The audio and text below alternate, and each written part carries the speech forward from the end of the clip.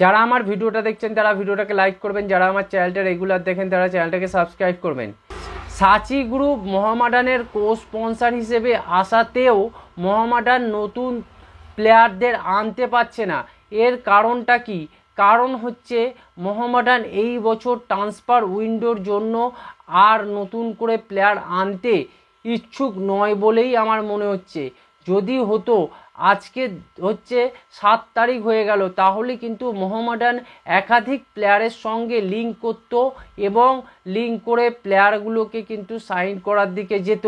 মোহামেডান মনে হচ্ছে যতদূর এই ট্রান্সফার উইন্ডোতে যেই টিমটা আছে ওই টিমটাকে নিয়েই খেলবে। যদি দেখা যায় যে পরের ট্রান্সফার উইন্ডো মানে হচ্ছে উইন্টার ট্রান্সফার উইন্ডোতে গিয়ে মোহামেডান হয়তো কিছু প্লেয়ারকে তাদের দলে আনলেও আনতে পারে, আর নাও আনতে পারে। একেবারে পরের বছরে পুরো ভালো করে টিম করবে, এরকমও একটা পরিকল্পনা থাকতে পারে।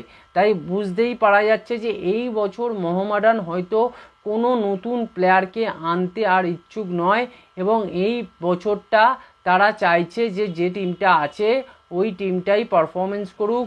ওরা যতটা ভালো করতে পারে ততটাই আমাদের পক্ষে ভালো, এবং আমরা দেখে নিই এই সব প্লেয়ারগুলো কতটা আইএসএলের যোগ্য, কোন কোন প্লেয়ারকে আইএসএলের টিমে খেলানো যাবে এবং তারা কেমন পারফরমেন্স করছে আইএসএলে।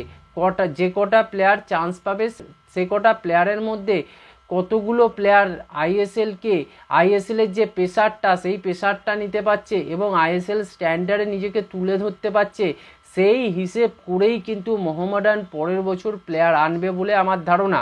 এবং এই জিনিসটা মোহামেডান খুব একটা খারাপ ডিসিশান নেয়নি, কিন্তু মোহামেডানের বিষয় হচ্ছে যে মোহামেডানকে এই বছর ভালো ফুটবল খেলতে গেলে অন্তত 3টে থেকে 4টে প্লেয়ারকে দরকার ছিল।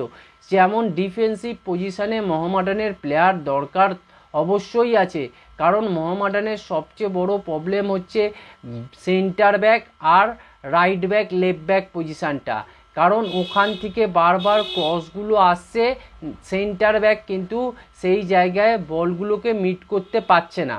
এই জন্যই কিন্তু মোহামেডান ইনিশিয়াল স্টেজেই একখানা গোল কনসিড করে ফেলছে।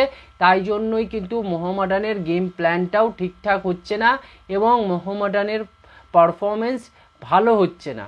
তাই আমার মতে বলে যে অবশ্যই একটা সেন্টার ব্যাক আনতে হবে, একটা লেফট ব্যাক রাইট ব্যাক এইগুলোকে অবশ্যই আনতে হবে মোহামেডানের। যদি এই বছরে ভালো একটু পারফরমেন্স করতে চাও তো এগুলো বেসিক নিডস, আপনার প্রয়োজন এইগুলো। না হলে কিন্তু মোহামেডান টিমটার ভালো খেললেও কিন্তু মোহামেডান টিমটার অনেক প্রবলেম হবে। বারবার গোল কনসিড করে গেলে বারবার তো আর শোধ করা যায় না, বারবার গোল করে নিজেকে টিমকে এগিয়ে দিয়ে আবার যদি গোল খেয়ে যায় তখন কিন্তু প্রবলেম হয়। একটা টিমের মনোবল ডাউন হয়ে যায়, স্ট্রাইকারদের মনোবল ডাউন হয়ে যায়, পুরো টিমটা কিন্তু ডিচার্জ হয়ে যায়। মানে একটা চার্জ হয়ে যাওয়ার কথা থাকতো টিমটা, পুরো একটা গোল করে যেমন বুস্ট হয়ে যায় টিম, সেই রকমই যখন একটা টিম গোল খেয়ে যায় তখন কিন্তু কনফিডেন্সটা ডাউন হতে শুরু করে প্লেয়ারদের মধ্যে। তাই মোহামেডানের তাদের ডিফেন্সিভ পজিশানটাকে কিন্তু খুব ভালো করতে হবে। এর জন্য অবশ্যই মোহামেডানের right back left back position আর হচ্ছে সেন্টার ব্যাক পজিশানে প্লেয়ার লাগবে, না হলে কিন্তু হবে না। আইএসএল শুধু একটা ম্যাচ খেললে হবে না, এবারে 13টা টিম মানে 24টা ম্যাচ খেলতে হবে মোহামেডানকে।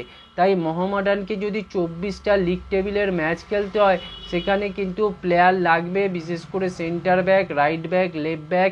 যেই জায়গাটাকে কম্প্যাক্ট রাখতে পারলে মোহামেডান কিন্তু যা স্ট্রাইকার পজিশানে যেসব প্লেয়াররা আছে, মিডফিল্ড পজিশানে যারা আছে তারা কিন্তু বল বাড়ানোর ক্ষমতা রাখে, এবং যারা স্ট্রাইকিং পজিশানে আছে তারা অবশ্যই গোল করার ক্ষমতা রাখে। তাই আমি বলবো যে এই ব্যাকের পজিশানটা আপনারা একটু ভালো করে পারফরমেন্স করার চেষ্টা করুন, এবং তার সাথে সাথে বলা চলে যে centre back, right back, left back পজিশানে একাধিক প্লেয়ার দরকার আছে। যত তাড়াতাড়ি এগুলোকে দলে আনা যায় সেটাই কিন্তু ব্যবস্থা করা উচিত মোহামেডান কর্মকর্তাদের। আর বিশেষ করে বলা যায় যে মোহামেডান কর্মকর্তারা সাচি গ্রুপ আসাতে আমরা ভেবেছিলাম যে সাচি গ্রুপ এই বছরেই নতুন কোনো প্লেয়ারকে আনবে এবং প্রচুর পরিমাণ ইনভেস্ট করবে, কিন্তু সেই জিনিসটা না দেখতে পেয়ে সমর্থকরা কিন্তু হতাশ হচ্ছে। আমরাও হতাশ হচ্ছি যে মোহামেডান এখনও অবধি কোনো বড় সাইনিং করতে পারছে না, ইন্ডিয়ান ফুটবলের কোনো মার্কি প্লেয়ারকে আনতে পারছে না। এইটা কিন্তু একটা ভালো কথা নয়, কারণ মোহামেডানকে বুঝতে হবে মোহামেডান আর মোহনবাগান, ইস্টবেঙ্গল এদের থেকে কোনো ছোট ক্লাব নয়। মোহামেডান, ইস্টবেঙ্গল, মোহনবাগানের সমতুল্য একটা ক্লাব হয়ে গেছে এই মুহূর্তে দাঁড়িয়ে। তাই তাদের চিন্তাভাবনাটা কিন্তু মোহনবাগান, ইস্টবেঙ্গলের মতো হতে হবে, তবেই কিন্তু মোহামেডান একদম টপ লেভেলে ফুটবলটা খেলতে পারবে। তাই জন্য আমি বলবো যে মোহামেডানের চিন্তাভাবনা নতুন নতুন আনতে হবে, চিন্তাভাবনা বদলাতে হবে। এই ইন্ডিয়ান লিগে, প্রিমিয়ার লিগে খেলছে, তার মানে বুঝতে হবে যে ইন্ডিয়ান সুপার লিগটা কতটা বড় একটা টুর্নামেন্ট এবং ইন্ডিয়ার 1 নম্বর লিগ। তাই জন্য মোহামেডানকে যত ভালো পারা যায় যে প্লেয়ার, ইন্ডিয়ান প্লেয়ারকে জোগাড় করতে হবে এবং মোহনবাগান, ইস্টবেঙ্গল যেমনভাবে টিম বানাচ্ছে সেই ধাঁচেরই টিম বানাতে হবে। তার মানে কোনো ডিফারেন্স থাকবে না মোহনবাগান, ইস্টবেঙ্গলের সঙ্গে মোহামেডানের।